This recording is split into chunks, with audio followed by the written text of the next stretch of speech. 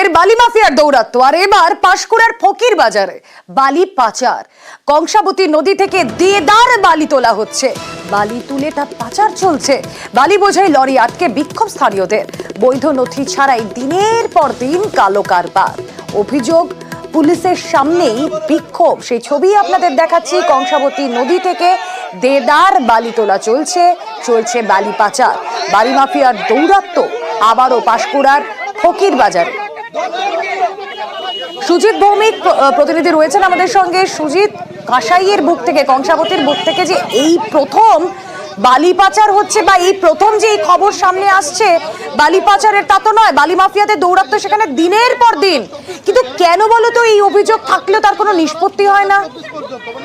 সেই প্রশ্নের উত্তর খুঁজছেন এলাকার মানুষজন, এবং তারা বলছেন যে বন্যা যেখানে ফি বছরের ঘটনা, যেখানে নদী বন্যার কারণ, এবং যেখানে এ ধরনের ঘটনার ফলেই নদীতে বন্যা দেখা দেয়, সেখানে কিনা এভাবে একেবারে নিয়ম ভেঙে পাঁশকুড়া আর যে মাইসোরা গ্রাম পঞ্চায়েত এলাকা, তার ফকির বাজার গ্রামে দেখা যাচ্ছে একেবারে নদী থেকে বালি কেটে রাতের অন্ধকারে তা পাচার। এবং সেটা নিয়ে মানুষ যেখানে সজাগ, যেখানে তারা বিক্ষোভ দেখাচ্ছেন, তখন কেন কেউ কিছু করছেন না তোমার প্রশ্নের মতো প্রশ্নটা আমাদেরও। এবং গ্রামের মানুষও বলছেন যে প্রশাসন এখানে কেন ব্যবস্থা নিচ্ছেন না, এবং যথেষ্টভাবে এভাবে পাঁশকুড়ায় যে ফকির বাজার এলাকা, শুধু এই এলাকা নয়, বিভিন্ন এলাকাতে দেখা যাচ্ছে যে অবৈধভাবে বালি কাটা হচ্ছে এবং তা পাচার হয়ে যাচ্ছে গাড়িতে করে। এলাকার মানুষজন দেখেছেন প্রশাসন কাজ করছেন না বলেও, তাই তারা নিজেরাই কিন্তু সেই গাড়ি ঘিরে বিক্ষোভ দেখাচ্ছেন রুমেলা।